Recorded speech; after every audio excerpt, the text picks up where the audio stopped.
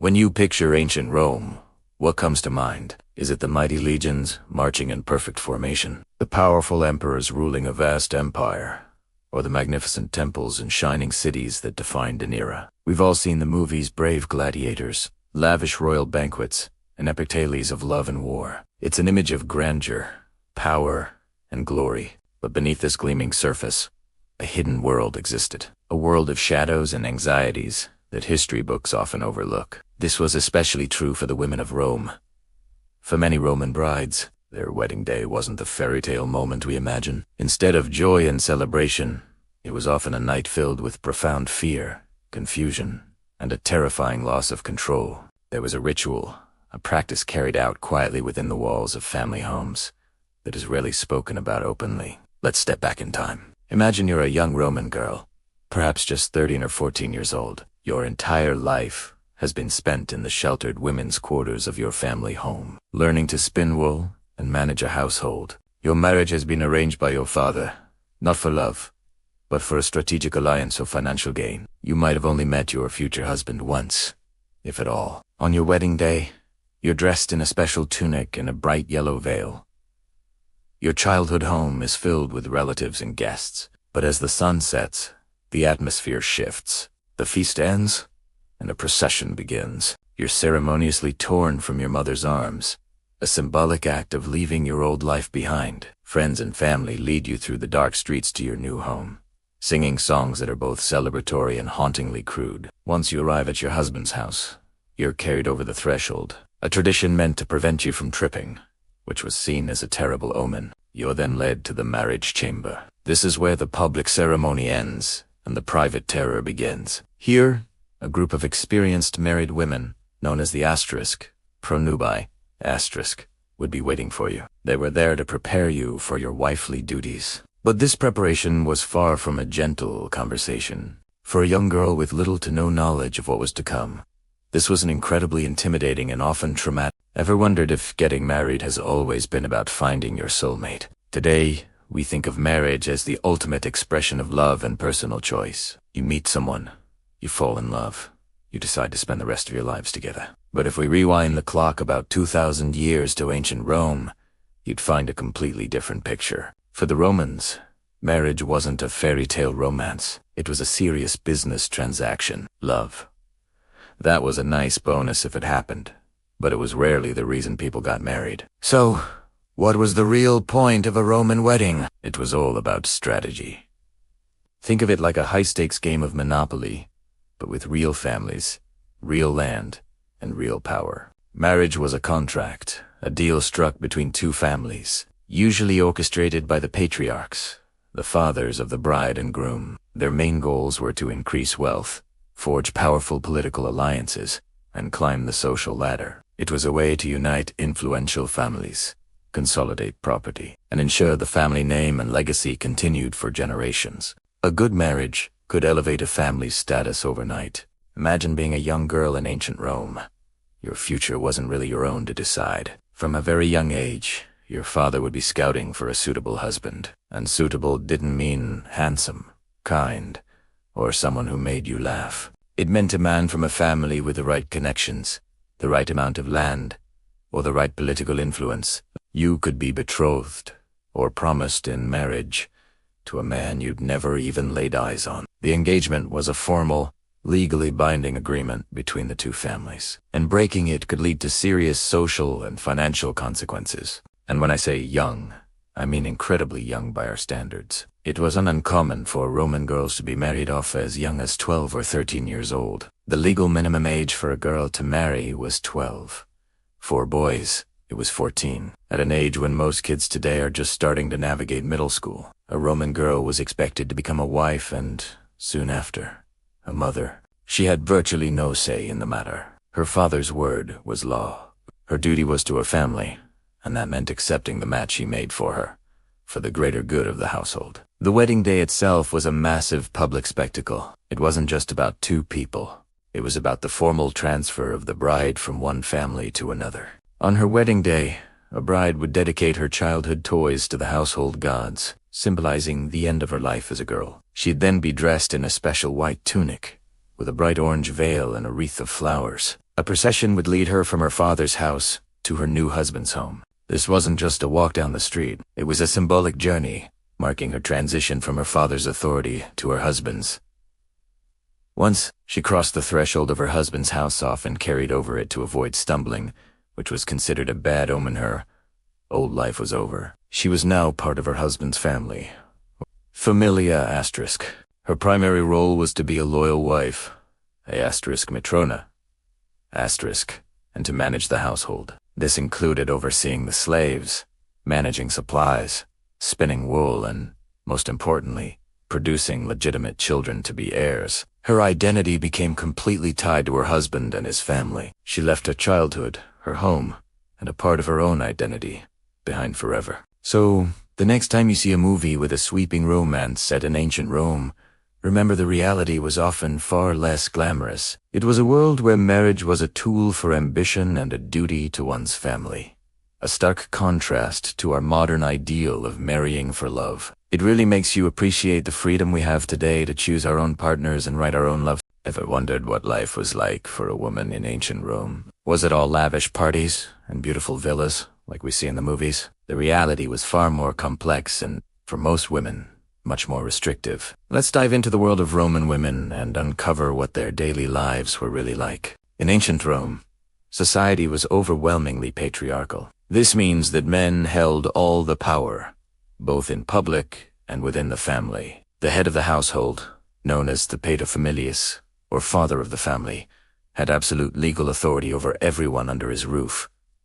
And I mean absolute. This power was called patria potestas. Think of him as the ultimate CEO of the family unit, but with even more control. For a Roman woman, her life was defined by the men around her. From the moment she was born, she was under the complete control of her father. He decided her future, including who she would marry. These marriages were often strategic alliances, designed to benefit the family's wealth or political standing, not for love. The bride's feelings were rarely a consideration. Once married, that control simply transferred from her father to her husband.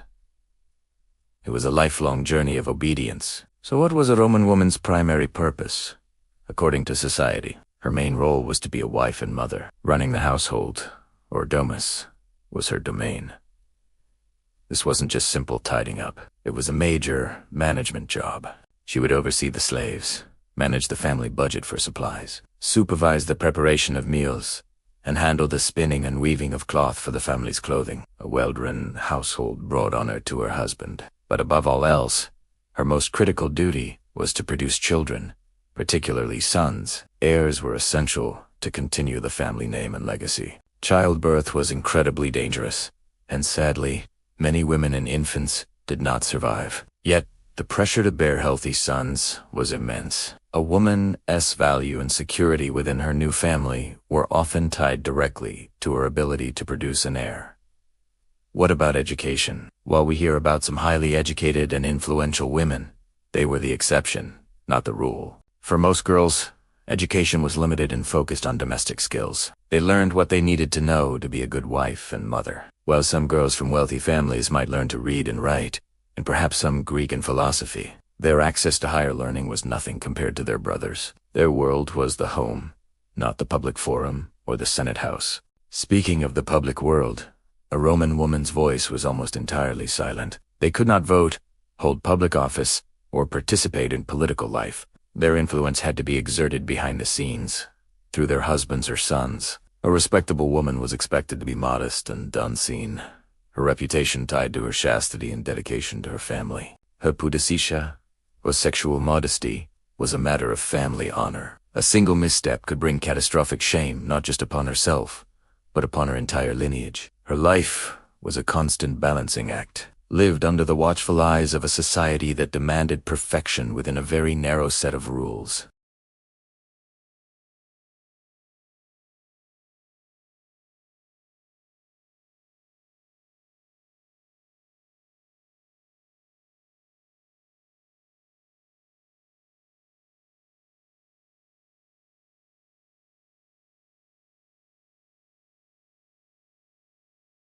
Have you ever imagined what a wedding in ancient Rome was like? Picture this.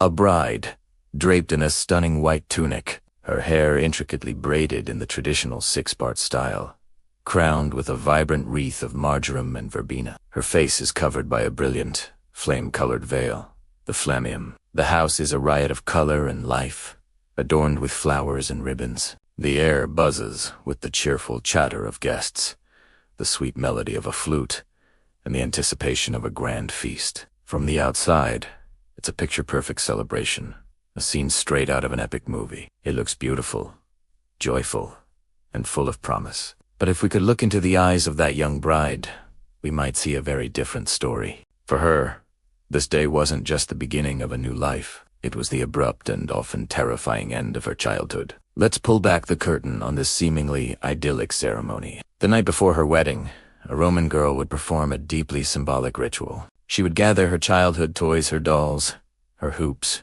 her knucklebones, and offer them to the Lares, the guardian spirits of her family home.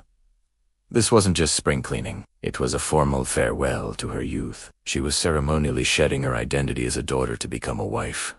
The very dress she wore, the tunica recta, was one she had woven herself, a testament to the domestic skills she was expected to possess. This beautiful garment was fastened with a special knot, the knot of Hercules, which only her new husband was permitted to untie. Think about the weight of that symbolism. Her transition was sealed, her future bound to a man she might barely know. This wasn't a partnership of equals. It was a transfer of ownership. On the wedding day, the ceremony itself was steeped in legal and social tradition. The key moment was the dextrerum iunctio, the joining of right hands. It looked romantic, but it was essentially a contract. The bride's father, her paterfamilias, would formally hand her over. The phrase often used was, "I give you this daughter of mine for the purpose of creating children." It was a transaction. She was moving from the authority of her father, in manum patris, to the authority of her husband, in manum mariti. She left her family, her name, and her ancestral home behind. The festive procession that followed, leading her to her new home, was less of a parade and more of an escort into a new, unfamiliar life. Friends and family would shout Talasia, a traditional wedding cry, while she was carried over the threshold, careful not to trip, as that was a terrible omen. She was entering a house that wasn't hers, to serve a family that wasn't hers, under the rule of a man who was, until that day, a stranger. Imagine the emotional turmoil. Most Roman brides were incredibly young, often in their early teens, sometimes as young as 12. They were being married to men who were frequently much older, sometimes by decades. These were arranged marriages, alliances forged for political gain, social status, or wealth. Love was rarely part of the equation.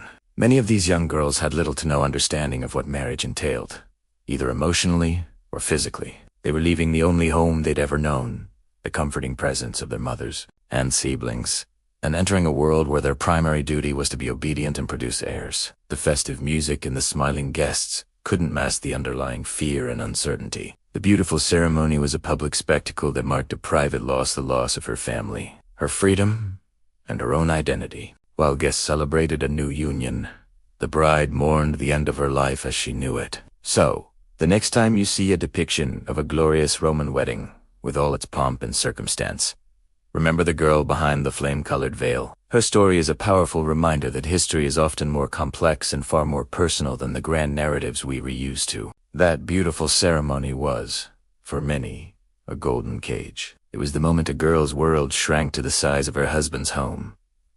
Thank you so much for watching. If you found this glimpse into the past interesting, please hit that like button and subscribe for more hidden stories from history. See you in the next video. Ever wondered what it was really like to get married in ancient Rome?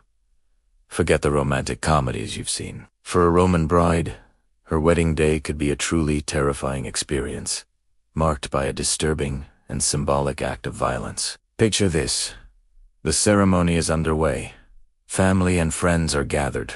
There's laughter, there's celebration, but then a chilling moment unfolds. The groom, with the help of his friends, lunges towards the bride. He forcibly rips her from her mother's arms, as if he's kidnapping her right there in public. The bride screams.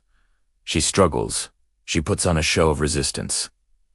The crowd, they cheer and laugh, treating it all as part of the fun. But this wasn't just a quirky tradition. It was a deeply unsettling piece of theater with a very clear message. This symbolic capture, known as the asterisk, raptio asterisk, wasn't just for show. It was a public declaration of the groom's power and ownership. It sent a stark message to everyone present, and most importantly, to the bride herself.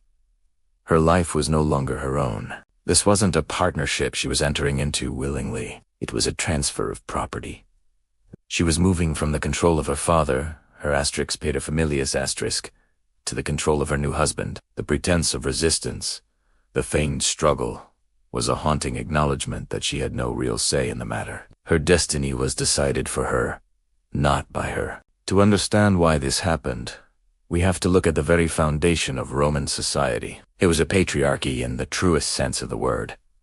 Women were not considered full citizens. They couldn't vote, hold public office, or own property in their own right. A woman's primary purpose was to marry, run the household, and, most crucially, produce legitimate heirs to continue the family line. Marriage was less about love and more about strategic alliances, politics, and the continuation of a legacy. The bride was a pawn in a game played by men. Her feelings, her desires, her dreams, they were all secondary to the needs of the family and the state. This transfer of control was legally formalized in the concept of asterisk.